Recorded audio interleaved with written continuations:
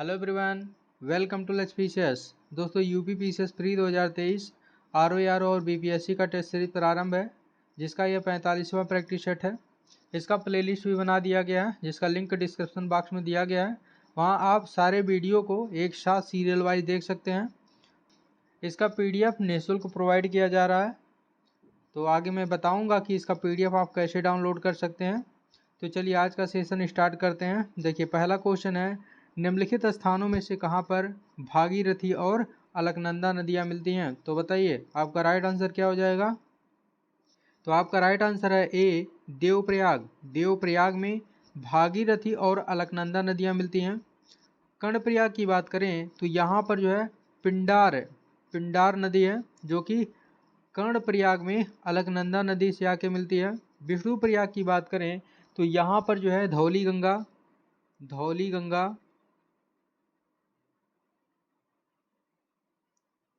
और विष्णु गंगा, यहाँ पर धौली गंगा और विष्णु गंगा आकर के मिलती हैं। जिसके बाद जो है अलकनंदा नदी का जो है निर्माण होता है। रुद्रप्रयाग की बात करें तो रुद्रप्रयाग में मंदाकिनी नदी आकर के अलकनंदा नदी से मिलती है। मंदाकिनी नदी आकर के अलकनंदा नदी से रुद्रप्रयाग में मिलती है। चलिए आगे बढ़ते हैं। देखिए देवप्रयाग उत्तराखंड के टिहरी गढ़वाल जिले में स्थित एक जो है तीर्थ स्थल है। यहाँ पर अलकनंदा और भागीरथी नदियों का जो है संगम है। इसी संगम स्थल के बाद इस नदी को गंगा के नाम से जाना जाता है। देवप्रयाग उत्तराखंड के पंच प्रयाग में से एक है। चलिए देखते हैं। देखिए इस नंबर पर कांटेक्ट करके आप यूपी पीसीएस आरओ प्रारंभिक परीक्षा और मेंस के टेस्ट सीरीज से संबंधित जानकारी ले सकते हैं। देखिए क्वेश्चन नंबर 2 है, भारत की सबसे लंबी नदी है, बताइए। तो आपका राइट आंसर क्या हो जाएगा। राइट आंसर है बी गंगा नदी। देखिए आइए देखते हैं। गंगा भारत की सबसे लंबी नदी है। गंगा नदी की लंबाई कितनी है? 2525 किलोमीटर है। ब्रह्मपुत्र और सिंधु नदी की लंबाई गंगा से अधिक है, परंतु इसका विस्तार है भारत में अपेक्षाकृत जो है कम है, क्योंकि ब्रह्मपुत्र का कुछ विस्तार कहाँ पर है? तिब्बत वाले क्षेत्र में, और सिंधु का कुछ विस्तार जो है पाकिस्तान में है। गोदावरी नदी प्रायद्वीप की एक प्रमुख नदी है, जिसे दक्षिण गंगा के नाम से जाना जाता है। चलिए नेक्स्ट क्वेश्चन देखते हैं। देखिए क्वेश्चन नंबर 3 है, विधवा पुनर्विवाह अधिनियम किसके शासन में क्रियान्वित किया गया था? तो आपका राइट आंसर क्या हो जाएगा। राइट आंसर है बी कैनिंग के शासनकाल में। और कैनिंग का कार्यकाल कब से कब तक था? तो कैनिंग का कार्यकाल 1856 से लेकर के 1862 तक था। इसे याद रखिएगा, काफ़ी इम्पोर्टेंट है। और डलहौजी के शासनकाल में डलहौजी ने जो है व्यपगत सिद्धांत को लागू किया था, और इसके तहत इसने सर्वप्रथम जो है 1848 में सतारा का विलय किया था। सतारा, ब्रिटिश साम्राज्य में सतारा का जो है विलय किया था। चलिए देखते हैं।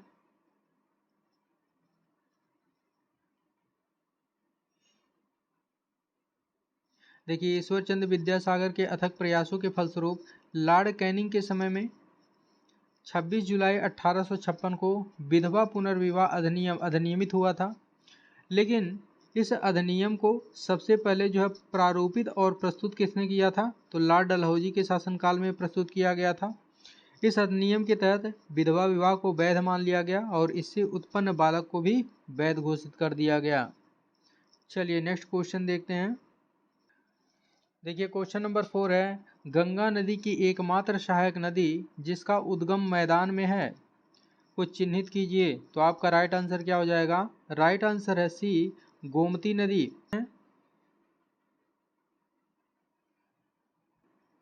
देखिए गोमती नदी का उद्गम गोमताल अर्थात फुलहर झील जिला पीलीभीत में है। यह गंगा की एकमात्र सहायक नदी है जिसका उद्गम मैदान में होता है, बाकी नदियों का पहाड़ी क्षेत्र में उद्गम होता है। चलिए देखते हैं। देखिए क्वेश्चन नंबर 5 है, इसमें सूची फर्स्ट को सूची सेकंड से मैच कराना है। सूची फर्स्ट में कोयला उत्पादक क्षेत्र दिया गया है और सूची सेकंड में जो है कोयला खदान दिया गया है। चलिए मैच कराते हैं। देखिए दामोदर घाटी को किससे मैच कराएंगे, तो दामोदर घाटी बराकर से मैच हो जाएगा। सोन घाटी उमरिया से मैच होगा। गोदावरी घाटी सिंगरेनी से। और महानदी घाटी किससे, तो महानदी घाटी तलचर से मैच होगा। चलिए देखते हैं आपका राइट आंसर क्या हो जाएगा। देखिए गोदावरी किससे मैच होगा, तो गोदावरी घाटी जो है बराकर से मैच होगा, तो ए का 2 होगा। यहाँ पर देखिए ए का 2 दिया गया है, तो आपका राइट आंसर ए हो जाएगा। चलिए नेक्स्ट क्वेश्चन देखते हैं। देखिए यदि UP PCS answer writing batch join करना चाहते हैं तो इस नंबर पर कांटेक्ट कर सकते हैं। देखिए दामोदर घाटी में बराकर खदान है, सोन घाटी में उमरिया कोयला खदान है, गोदावरी घाटी में सिंगरेनी कोयला खदान है, महानदी घाटी में तलचर कोयला खदान है। चलिए आगे बढ़ते हैं। देखिए क्वेश्चन नंबर 6 है, तलचर एक प्रसिद्ध कोयला क्षेत्र है और ये कहाँ पर स्थित है बताना है। तो आपका राइट आंसर क्या हो जाएगा, राइट आंसर है डी, उड़ीसा। अभी आप पढ़ चुके हैं, आइए देखते हैं। देखिए तलचर उड़ीसा के आंगुल जिले में स्थित एक प्रसिद्ध कोयला क्षेत्र है। कभी कभी इस तरह से घुमा करके क्वेश्चन पूछ लिया जाता है कि निम्नलिखित में से प्रसिद्ध कोयला क्षेत्र कौन सा है, और 4 ऑप्शन दे दिया जाता है जिसमें से एक तलचर को भी रखा जाता है। तो इसको केयरफुली आप लोग सॉल्व करिए। देखिए ये जो सीरीज करवाई जा रही है इसमें काफ़ी इंपॉर्टेंट प्रश्नों को संकलित किया जा रहा है जो कि संभावित प्रश्न है। पिछली बार आप देख चुके हैं हमारे टेलीग्राम बैच से 6 महीने में 3 से 4 पोस्ट डेली किया जाता है, जिसमें से जो है 70 से 75 क्वेश्चन डायरेक्ट आए थे। तो काफ़ी जो है सिलेक्टेड क्वेश्चन को यहाँ करवाया जाता है, केयरफुली आप लोग सॉल्व करिएगा। देखिए यहाँ के कोयला क्षेत्र का प्रबंधन कोल इंडिया लिमिटेड की अनुषंगी महानदी कोल फील्ड लिमिटेड द्वारा किया जाता है। चलिए देखते हैं। देखिए क्वेश्चन नंबर 7 है, निम्नलिखित में से कौन सा एक नाइट्रोजन स्थिरीकरण करने वाले जीव नहीं है बताइए। तो आपका राइट आंसर क्या हो जाएगा, राइट आंसर है D, mycorrhiza. Mycorrhiza nitrogen fixation का कार्य नहीं करता है। नोस्टाक, एनाविना, एजिटोबैक्टर, याद रखिएगा ये नाइट्रोजन फिक्सेशन का कार्य करते हैं। आइए देखते हैं।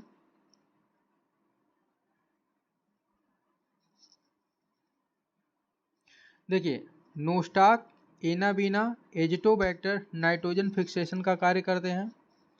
माइकोराइजा नाइट्रोजन फिक्सेशन का कार्य नहीं करता है।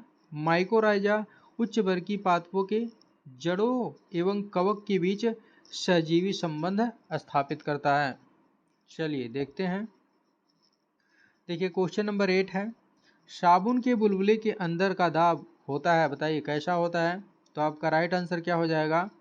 देखिए ऑप्शन है वायुमंडलीय दाब से अधिक होता है, वायुमंडलीय दाब से कम होता है, वायुमंडलीय दाब के बराबर होता है, वायुमंडलीय दाब का आधा होता है। बताइए कौन सा सही उत्तर है। तो आपका राइट आंसर हो जाएगा ए, वायुमंडलीय दाब से अधिक होता है।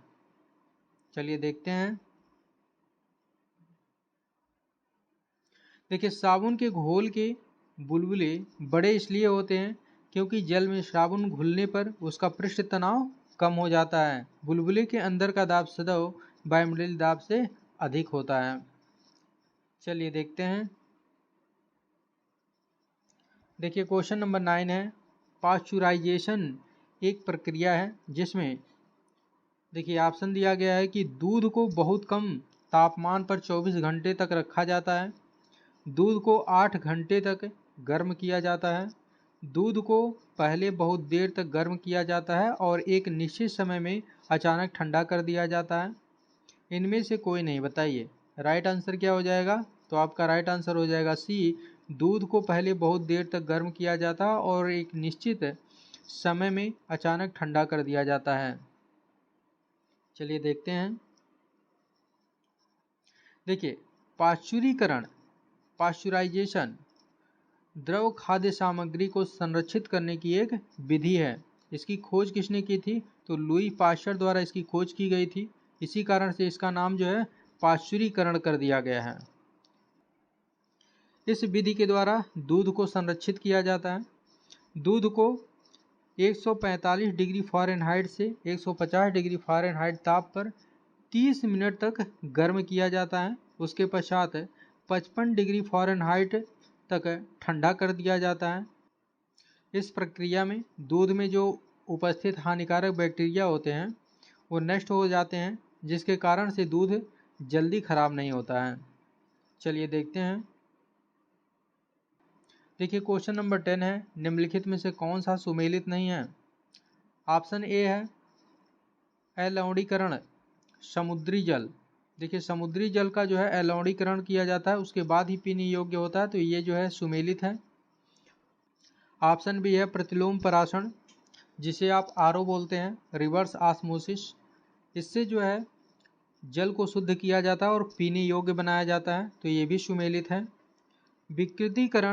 विकृतीकरण जो है प्रोटीन से सुमेलित है। पाश्चुरीकरण, ऑप्शन डी है पाश्चुरीकरण। तो पाश्चुरीकरण चाय का नहीं किया जाता बल्कि दूध का किया जाता है। किसका किया जाता है? दूध का किया जाता है। तो आपका राइट आंसर क्या हो जाएगा? राइट आंसर है डी, यह जो है सुमेलित नहीं है। चलिए देखते हैं। देखिए, पाश्चुराइजेशन की जो प्रक्रिया होती है इसमें दूध का निर्जर्मीकरण किया जाता है, अर्थात जो हानिकारक बैक्टीरिया दूध में होते हैं उसको नष्ट कर दिया जाता है, जिससे दूध की भंडारण क्षमता जो होती है वो अच्छी हो जाती है, जल्दी दूध खराब नहीं होता है। इसकी खोज फ्रांसीसी वैज्ञानिक लुई पाश्चर ने की थी। चलिए आगे बढ़ते हैं। देखिए, क्वेश्चन आप लोगों के लिए है, इसका आंसर आप लोगों को कमेंट बॉक्स में देना है। इसका पीडीएफ आप निःशुल्क हमारे टेलीग्राम चैनल लक्ष्य पीसीएस से प्राप्त कर सकते हैं, जिसका लिंक डिस्क्रिप्शन बॉक्स में दिया गया है। अदरवाइज लक्ष्य पीसीएस के नाम से टेलीग्राम पर सर्च भी कर सकते हैं। तो चलिए मिलते हैं नेक्स्ट वीडियो में, तब तक के लिए जय हिंद जय भारत।